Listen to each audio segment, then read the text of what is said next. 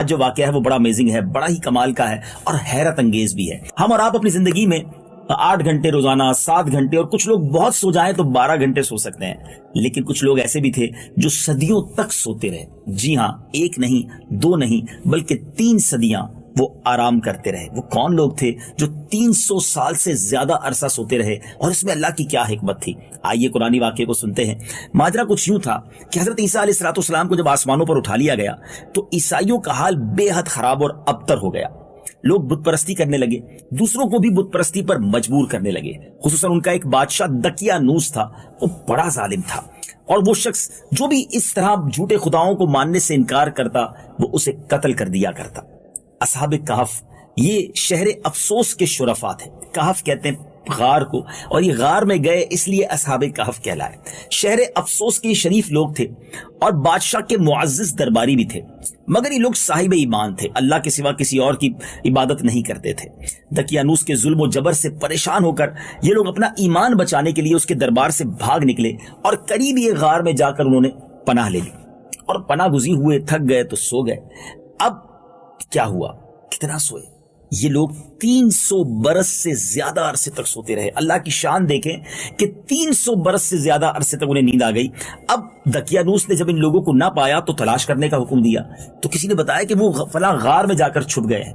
بادشاہ کو بڑا غصہ آیا اور بادشاہ نے حکم دیا کہ ان کو باہر نکالنے کے بجائے اس پہاڑ کے جو منہ ہے، پہاڑ کا جو دہانہ ہے، اسی پر دیوار بنا دی جائے تاکہ یہ اندر ہی مر جائیں، یہی پہاڑ ان کی قبر بن جائے۔ اب جو جس کو دیوار بنانے کا حکم دیا تھا وہ خدا ترس آدمی تھا، نرم دل آدمی تھا، اور وہ بھی صاحب ایمان تھا۔ اس نے کیا کیا کہ اصحاب کہف کے نام لکھے اور ان کی تعداد اور ان کا پورا واقعہ لکھ کر اس جو دیوار بنا رہے تھے اس دیوار کے اندر اس کی جڑ میں وہ تختی بھی رکھ دی، اور ایسی ایک تختی شاہی خزانے میں بھی رکھ دی۔ اب کیا ہوا؟ کچھ دنوں کے بعد دقیانوس بادشاہ کا تو انتقال ہو گیا، سلطنتیں بدلتی رہیں، اور یہاں تک کہ ایک نیک دل اور انصاف پرور بادشاہ جس کا نام تھا بیدروس، وہ تخت نشین ہو گیا۔ اس نے 68 سال تک بہت ہی شان و شوکت کے ساتھ حکومت کی۔ اس کے دور میں، بیدروس بادشاہ کے دور میں، ایک عجیب سا فرقہ شروع ہوا، اور اس فرقے کے لوگوں نے یہ اعتراض کرنا شروع کیا کہ مرنے کے بعد کیسے لوگ اٹھائے جائیں گے اور قیامت کیسے طاری ہوگی۔ اس کا انکار کرنے لگے کہ یہ ممکن نہیں ہے کہ مرنے کے بعد پھر زندہ بھی کیا جائے گا اور قیامت بھی آئے گی۔ بادشاہ ان لوگوں کا حال دیکھ کر بہت غمگین ہوا، اور وہ تنہائی میں ایک مکان کے اندر بند ہو کر اللہ کی بارگاہ میں دعا کرنے لگا کہ مولا کریم مجھے اپنی قدرت کا ایک ایسا نظارہ دکھا دے، اپنی قدرت کی کوئی ایسی نشانی ظاہر کر دے تاکہ لوگ مرنے کے بعد دوبارہ اٹھنے اور قیامت کے طاری ہونے کا اقرار کر لیں، مان جائیں، یقین ہو جائے انہیں۔ اب بادشاہ کی یہ دعا کیسے مقبول ہوئی؟ دیکھیے اللہ کی شان کہ ایک چرواہا تھا، بکریوں کو چرانے والا، وہ بکریوں کو چراتے چراتے اسی غار کے دہانے پر پہنچ گیا، اور یہ اب 300 سال سے زیادہ کا عرصہ ہو چکا تھا۔ اس چرواہا نے کیا کیا کہ اس دیوار کو توڑ دیا جو غار کا منہ پر بنی ہوئی تھی۔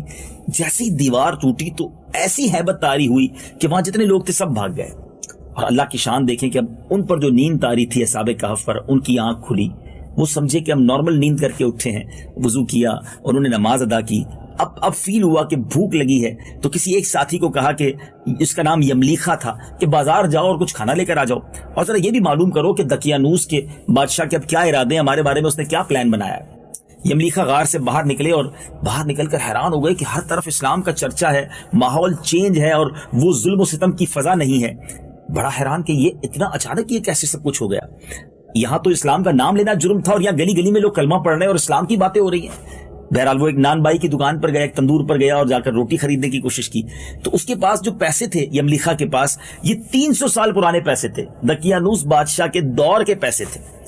جیسے ہی اس نے وہ سکہ دیا اس دکاندار کو، اس نان بائی کو، روٹی بنانے والے کو، تو وہ حیران ہو گیا کہ لگتا ہے اس بندے کو کہیں سے کوئی خزانہ ملا ہے جو اتنی پرانی کرنسی لے کر آیا۔ تو اس نے فوراً، دکاندار نے حکام کو بلایا، سپاہیوں کو بلایا، اور اس شخص کو حکام کے حوالے کر دیا۔ اب اس نے حکام کے حوالے جب یملیخا کو کیا تو حکام نے یعنی پولیس والوں نے اسے پکڑ لیا اور کہا پہلے یہ بتاؤ تمہیں خزانہ کہاں سے ملا ہے؟ اس نے کہا مجھے تو کوئی خزانہ نہیں ملا۔ تو کہا یہ پیسے کہاں سے آئے تمہارے پاس؟ یہ تو صدیوں پرانے پیسے ہیں، اس کا تو چال چلن ختم ہو چکا ہے۔ تو اس شخص نے کہا کہ نہیں، یہ تو ہمارے زمانے کا روپیہ ہے اور ہم یہی پیسے استعمال کرتے تھے۔ تو اچھا یہ بتاؤ کہ دقیانوس بادشاہ کا کیا حال ہے؟ یملیخا نے پوچھا۔ تو انہوں نے کہا اس نام کا تو کوئی بادشاہ نہیں ہے، ہاں صدیوں پہلے ایک بادشاہ ہوا کرتا تھا، ابھی تو بیدروس بادشاہ کا زمانہ ہے۔ بہرحال یہ दोनों ही तरफ हैरानगी थी कि हुआ क्या है। यानी यमलिखा को भी समझ नहीं आ रहा था कि ये कौन सी बातें हो रही हैं, और वो लोग भी हैरान थे कि ये इतनी पुरानी बातें क्यों कर रहे हैं। लेकिन बहरहाल जब ये तमाम बातें समझ ना आई तो यमलिखा ने कहा कि अब मेरे साथ चलें और देखें कि हम लोग तो दकियानूस बादशाह के खौफ से ईमान बचाकर भागे थे और हम गार में मौजूद थे, आप साथ चले हमारे साथियों से भी मिलने। अब ये जब हुक्काम और ये पुलिस वाले जो लोग थे, जब वो वहां गार पर पहुंचे तो वहां पर असहाबे कहफ मौजूद थे, और जब उनकी वापसी में इतने सारे लोग आ रहे थे तो गार के अंदर लोग समझे कि लगता है यमलिखा गिरफ्तार हो गए और अपने साथ अब बहुत सारे लोगों को लेकर आए हमें भी गिरफ्तार करने के लिए। ये लोग तौबा इस्तगफार करने लगे, अल्लाह की बारगाह में दुआएं करने लगे। हुक्काम ने जब गार पर पहुंचे तो वो संदूक, वो तख्ती को बरामद कर लिया जिसमें ये सारा वाकया लिखा हुआ था कि ये लोग फला तारीख को गार में कैद किए जा रहे हैं और वजह यह है कि ये ईमान वाले हैं और दकियानूस बादशाह के जुल्म से बचकर अंदर गए हैं। तो अब लोगों को ये बात पता चली कि जनाब ये तो 300 साल से इस गार के अंदर हैं। और जैसे ही ये बात पता चली, ये इबारत पढ़ी गई, फौरन बादशाह को खबर दी गई। बादशाह भी हैरान हो गया और सुभान अल्लाह अपने जो उमरा थे, अपने जो वजीर थे, अपनी जो फौज थी, सबको लेकर बादशाह वहां पहुंचा, असहाबे कहफ से मुलाकात की, उनसे पूरा वाकया सुना। अल्लाह अकबर। अब बैदरोस बादशाह सजदे में गिर गया, अल्लाह का शुक्र अदा किया कि या अल्लाह तूने मेरी दुआ कबूल कर ली। और अल्लाह ताला ने ऐसी निशानी जाहिर कर दी जिससे मौत के बाद जिंदा होने का हर शख्स को यकीन हो गया कि जब 300 साल बाद ये नींद से बेदार हो सकते हैं, इनके जिस्म भी सलामत हैं, ये जवान भी हैं, इनके जिस्म पर कोई फर्क भी नहीं पड़ा। अल्लाह अकबर। अब जनाब असहाबे कहफ को लोग दुआएं देने लगे। बादशाह ने बहुत ज्यादा खुशी का इजहार किया। अब जब बादशाह ने जब उनको शहर में आने की दावत दी तो उन्होंने कहा नहीं, हम अल्लाह के सुपुर्द आपकी बादशाहत और आपके मुल्क को करते हैं, और खुद दुआएं कर कर सलाम कर कर गार के अंदर चले गए और फिर दोबारा आराम करने लगे। और अल्लाह ताला ने उन लोगों को उसी नींद के आलम में वफात दे दी। बादशाह बैदरोस ने लकड़ी का संदूक बनाकर असहाबे कहफ की मुकद्दस लाशों को उसमें रखवाया। अल्लाह ताला ने असहाबे कहफ का ऐसा रोब लोगों के दिलों में पैदा कर दिया कि किसी की ये मजाल नहीं कि गार के मुंह तक जा सके। इसी तरह असहाबे कहफ की लाशों की हिफाजत का अल्लाह ताला ने सामान कर दिया। फिर बैदरोस बादशाह ने गार के मुंह पर एक मस्जिद बनवा दी और सालाना एक दिन मुकर्रर कर दिया कि तमाम शहर वाले उस दिन ईद की तरह जियारत करने आया करें। सुभान अल्लाह। हर साल असहाबे कहफ के मजार की लोग जियारत करने आते, और आज भी अगर असहाबे कहफ के गार की जियारत करनी हो, उनके मजारात की जियारत करनी हो, तो जॉर्डन के अंदर वहां वो गार मौजूद है। वैसे तो इस गार की रिवायतें मुख्तलिफ हैं, दुनिया के मुख्तलिफ हिस्सों में इस गार के बारे में कहा जाता है कि ये गार वहां है, मगर आज यूनिसेफ ने भी, गवर्नमेंट के इदारों ने भी, और अल्हम्दुलिल्लाह जब हम वहां पहुंचे थे तो वहां हमने कुरान की आयतों के जरिए समझने की कोशिश की कि यही वो गार है और उसी गार के अंदर असहाबे कहफ के मजारात मौजूद हैं। अल्लाह की शान है और ये वाकया कुरानी वाकया है। आइए नाजरीन, पैगाम कुरान सिलसिले में आपको असहाबे कहफ के गार की तरफ लिए चलते हैं। आप अपनी आंखों से इस मंजर को देखिए। अल्लाह की शान है, ये कैसे लोग थे जो 300 से ज्यादा साल तक इस गार में रहे। आइए आपको उसके कुछ मनाजिर दिखाते हैं। ये मक़ामात मुक़द्दसा,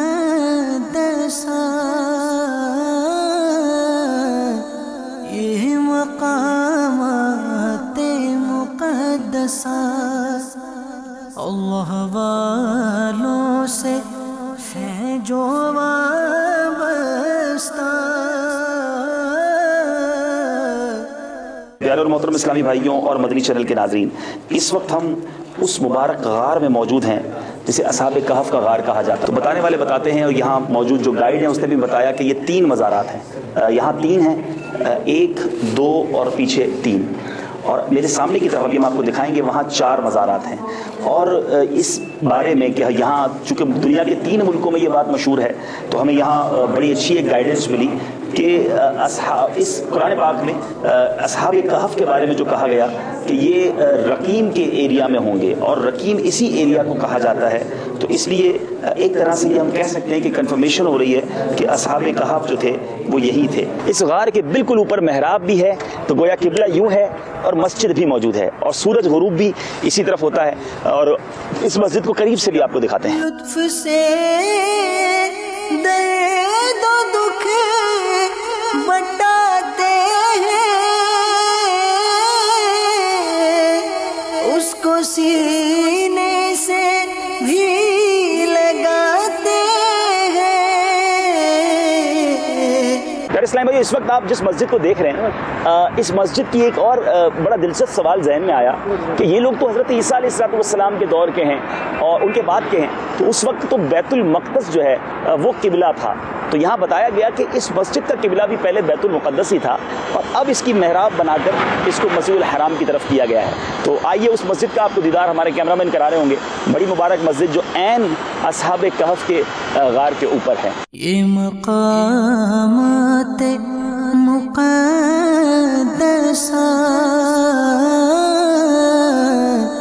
یہ مقامات مقدسہ۔ ناظرین، آپ نے دیکھا کہ اس غار کے ایک طرف کس طرح روشنی کا سامان ہے، آپ نے یہ بھی دیکھا کہ اس غار کے اوپر مسجد بھی بنی ہوئی ہے۔ سبحان اللہ، وہ تمام قرآنی نشانیاں جو قرآن بیان کرتا ہے، اصحاب رقیم انہیں کہا گیا اور اس علاقے کو رقیم بھی کہا جاتا ہے۔ بہرحال اصحاب کہف کی تعداد کتنی تھی؟ اصحاب کہف کی تعداد میں جب لوگوں کا اختلاف ہوا تو قرآن پاک کی یہ آیت نازل ہوئی، چنانچہ پارہ 15 سورہ کہف کی آیت نمبر 22 سنتے ہیں۔ سيقولون ثلاثة رابعهم كلبهم ويقولون خمسة سادسهم كلبهم رجما بالغيب ويقولون 7 وثامنهم كلبهم قل ربي أعلم بعدتهم ما يعلمهم إلا قليل فلا تمار فيهم إلا مراء ظاهرا ولا تستفت فيهم منهم أحدا۔ اب کہیں گے کہ وہ 3 ہیں، چوتھا ان کا کتا، اور کچھ کہیں گے 5 ہیں، چھٹا ان کا کتا، بے دیکھے الاؤ تکا، یعنی بے تکی بات، اور کچھ کہیں گے 7 ہیں اور 8واں ان کا کتا۔ تم فرماؤ میرا رب ان کی گنتی خوب جانتا ہے، انہیں نہیں جانتے مگر تھوڑے، تو ان کے بارے میں بحث نہ کرو مگر اتنی ہی بحث جو ظاہر ہو چکی، اور ان کے بارے میں کسی کتابی سے کچھ نہ پوچھو۔ حضرت عبداللہ بن عباس رضی اللہ تعالیٰ عنہما نے فرمایا کہ میں انہی کم لوگوں میں سے ہوں جو اصحاب کہف کی تعداد کو جانتے ہیں۔ پھر آپ نے فرمایا کہ اصحاب کہف کی تعداد 7 ہے اور 8واں ان کا کتا ہے۔ اللہ اکبر۔ قرآن مجید فرقان حمید میں اصحاب کہف کا حال کس طرح بیان ہوا، چنانچہ سورہ کہف پارہ نمبر 15 کی آیت نمبر 9 تا 13 کی تلاوت سنیے، اس کا ترجمہ سنیے اور اپنے ایمان کو تازہ کیجیے۔ أم حسبت أن أصحاب الكهف والرقيم كانوا من آياتنا عجبا إذ أوى الفتية إلى الكهف فقالوا ربنا آتنا من لدنك رحمة وهيئ لنا من أمرنا رشدا فضربنا على آذانهم في الكهف سنين عددا ثم بعثناهم لنعلم أي الحزبين أحصى لما لبثوا أمدا نحن نقص عليك نبأهم بالحق إنهم فتية آمنوا بربهم وزدناهم هدى۔ کیا تمہیں معلوم ہوا کہ پہاڑ کی کھو اور جنگل کے کنارے والے ہماری ایک عجیب نشانی تھے؟ جب ان جوانوں نے غار میں پناہ لی پھر بولے اے ہمارے رب ہمیں اپنے پاس سے رحمت دے اور ہمارے کام میں ہمارے لیے راہ یابی یعنی راہ پانے کے سامان کر۔ تو ہم نے اس غار میں ان کے کانوں پر گنتی کے کئی برس تھپکا، پھر ہم نے انہیں جگایا کہ دیکھیں 2 گروہوں میں کون ان کے ٹھہرنے کی مدت زیادہ ٹھیک بتاتا ہے۔ ہم ان کا ٹھیک ٹھیک حال تمہیں سنائیں۔ وہ کچھ جوان تھے کہ اپنے رب پر ایمان لائے اور ہم نے ان کو ہدایت بڑھائی۔ ناظرین، اب سنتے ہیں کہ اصحاب کہف کے نام کیا تھے۔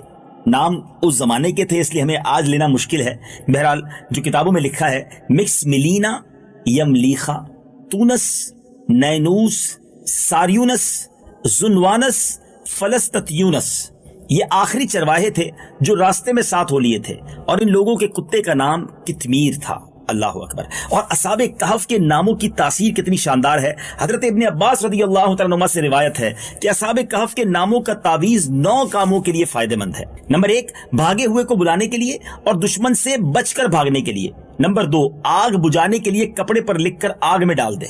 نمبر 3 بچوں کے رونے اور تیسرے دن آنے والے بخار کے لیے. نمبر 4 درد سر کے لیے دائیں بازو پر باندھیں. نمبر 5 ام الصبیان کے لیے گلے میں پہنائیں. نمبر 6 خشکی اور سمندر میں سفر میں محفوظ ہونے کے لیے. نمبر 7 مال کی حفاظت کے لیے. نمبر 8 عقل بڑھانے کے لیے. اور نمبر 9 گناہ گاروں کی نجات کے لیے. اللہ اکبر. ان کے ناموں کی برکت اتنی ہے سبحان اللہ. اصحاب کہف کتنے دنوں تک سوتے رہے جب قرآن کی آیت وَلَبِثُوا فِي كَهْفِهِمْ 300 سِنِينَ وَازْدَادُوا 9 اور وہ اپنے غار میں 300 برس ٹھہرے 9 اوپر. تو کفار کہنے لگے کہ ہم 300 برس کے متعلق تو جانتے ہیں کہ اصحاب کہف اتنی مدت تک غار میں رہے، مگر ہم 9 برس کو نہیں جانتے. تو پیارے آقا علیہ الصلوۃ والسلام نے فرمایا تم لوگ شمسی سال جوڑ رہے ہو، اور قرآن مجید نے قمری سال کے حساب سے مدت بیان کی ہے، اور شمسی سال کے ہر 100 برس میں 3 قمری سال بڑھ جاتے ہیں. سبحان اللہ. آج بھی اگر ہم دیکھیں تو ہر 32-33 سالوں بعد اسلامک ایئر اور جو ہمارا کیلنڈر ایئر ہے اس میں 1 سال کا فرق آ جاتا ہے. تو 100 سال میں 3 سال کا فرق اور 300 سال میں 9 سال کا فرق، یعنی گویا 309 قمری سالوں تک یہ سوتے رہے. یہ قرآن میں آیا. اب یہاں پر جو ہمیں سبق ملتا ہے، اس واقعے سے سیکھنے کو کیا ملتا ہے؟ یاد رہے مرنے کے بعد زندہ ہو کر اٹھنا حق ہے، اور اصحاب کہف کا واقعہ اس کی نشانی اور دلیل ہے، اور یہ قرآن مجید میں موجود ہے. نمبر 2 جو اپنے دین و ایمان کی حفاظت کے لیے اپنا وطن چھوڑ کر ہجرت کرتا ہے، اللہ تعالیٰ غیب سے اس کی حفاظت کا سامان فرماتا ہے، ایسی مدد کرتا ہے کہ عقل بھی حیران ہو جاتی ہے سبحان اللہ. نمبر 3 اللہ والوں کے ناموں میں برکت اور نفع بخش تاثیر ہوتی ہے سبحان اللہ. ان کے ناموں میں کتنی برکت ہے. نمبر 4 بیدروس ایک ایماندار اور نیک دل بادشاہ تھا. اصحاب کہف کے غار کی زیارت کے لیے اس نے ایک دن مقرر کر دیا. اس سے معلوم ہوا کہ بزرگوں کے عرس کا دستور زمانہ قدیم سے چلا آ رہا ہے. یہ نیک لوگوں کا انداز ہے اور بہت پرانا ہے سبحان اللہ. اسی طرح بزرگوں کے مزارات کے پاس مسجد تعمیر کرنا اور وہاں عبادت کرنا بھی بہت پرانا اور مبارک طریقہ ہے، کیونکہ بیدروس بادشاہ نے اصحاب کہف کے غار کے پاس ایک مسجد بنا دی تھی جس کا ذکر قرآن مجید کی سورہ کہف میں ہے. اور ایک اور عشق والی بات کہ اصحاب کہف تو جنت میں جائیں گے، مگر وہ کتا جو ان کی غار پر چوکیداری کے لیے تھا، علماء فرماتے ہیں کہ وہ بھی جنت میں جائے گا.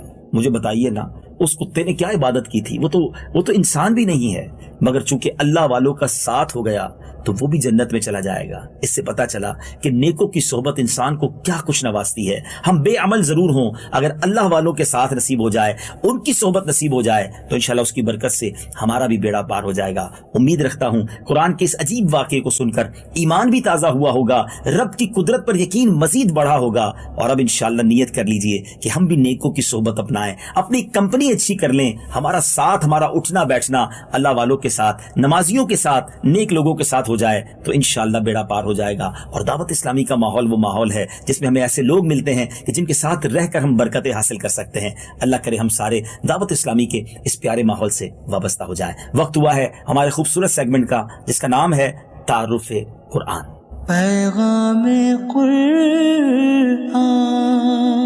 ناظرین اب وقت ہوا ہے تعارف قرآن کا. اس سیگمنٹ میں ہم قرآن پاک کی ایک سورت کا تعارف سنتے ہیں، اور آج سورہ التکویر کا ہم تعارف سنیں گے. مقام نزول سورہ تکویر مکہ مکرمہ میں نازل ہوئی ہے.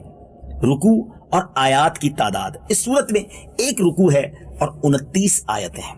تکویر نام رکھنے کی وجہ، تکویر کا معنی ہے لپیٹنا، اور اس سورت کا یہ نام اس کی پہلی آیت میں مذکور لفظ کورت سے ماخوذ ہے. سورہ تکویر کے بارے میں حدیث پاک حضرت عبداللہ ابن عمر رضی اللہ تعالیٰ عنہما سے روایت ہے، رسول کریم علیہ الصلوۃ والسلام نے ارشاد فرمایا، جسے یہ پسند ہو کہ وہ قیامت کے دن کو ایسا دیکھے گویا وہ نظر کے سامنے ہے، تو اسے چاہیے کہ سورہ تکویر اور سورہ اذا السماء انفطرت اور سورہ اذا السماء انشقت پڑھے. یہ واقعی 3 صورتیں ناظرین پڑھنے سے تعلق رکھتی ہیں. اس کو پڑھیں اور اس کا ترجمہ دیکھیں تو دل دہل جائے گا، آنکھوں سے آنسو بہ نکلیں گے. قیامت کیسے طاری ہوگی اس کا شاندار نقشہ قرآن میں موجود ہے. سورہ تکویر کے مضامین کیا ہیں؟ اس سورت کا مرکزی مضمون یہ ہے کہ اس میں قیامت کے احوال بیان کیے گئے ہیں اور قرآن مجید کے اللہ تعالیٰ کا کلام ہونے کو ثابت کیا گیا ہے، اور اس میں یہ مضامین بیان کیے گئے ہیں. نمبر 1، اس سورت کی ابتدائی 13 آیات میں قیامت کے چند ہولناک امور بیان کر کے فرمایا گیا کہ جب یہ چیزیں واقع ہوں گی تو اس وقت ہر جان کو معلوم ہو جائے گا کہ وہ کون سی نیکی یا بدی اپنے ساتھ لے کر اللہ تعالیٰ کی بارگاہ میں حاضر ہوئی ہے۔ نمبر 2، الٹے اور سیدھے چلنے والوں، ستاروں، رات کے آخری حصے اور صبح کی قسم کھا کر فرمایا گیا کہ بے شک قرآن مجید عزت والے رسول حضرت جبرائیل کا پہنچایا ہوا کلام ہے۔ نیز حضرت جبرائیل علیہ السلام کی شان بھی اس میں بیان کی گئی ہے۔ نمبر 3، حضور پر نور علیہ السلام اور قرآن مجید پر کیے گئے کفار کے اعتراضات کا جواب دیا، اور یہ بتایا گیا کہ پیارے آقا علیہ السلام غیب کی باتیں بتانے میں بخیل نہیں ہیں، اور قرآن مجید سب جہانوں کے لیے نصیحت ہے۔ سبحان اللہ، سبحان اللہ۔ جو اس سے پہلے سورت تھی اس کے ساتھ اس کی مناسبت کیا ہے؟ سورہ تکویر کی اپنے سے ماقبل سورت کے ساتھ مناسبت یہ ہے کہ دونوں سورتوں میں قیامت کی ہولناکیاں اور شدتیں بیان کی گئی ہیں۔ اللہ تعالیٰ مجھے اور آپ کو قیامت کی سختیوں سے محفوظ فرمائے، قیامت کی پیاس میں نبی پاک کے ہاتھوں جام کوثر عطا فرمائے، اور قیامت کی گرمی میں اپنے عرش کا سایہ نصیب فرمائے۔ مدنی چینل دیکھتے رہیے، اگلے سلسلے میں پیغام قرآن میں ایک اور واقعہ قرآن اور سبق لے کر حاضر ہوں گے۔ اللہ تعالیٰ مجھے اور آپ کو قرآن پاک پڑھنے، سمجھنے اور اس پر عمل کرنے کی توفیق عطا فرمائے۔ صلو علی الحبیب صلی اللہ تعالی علی محمد صلی اللہ علیہ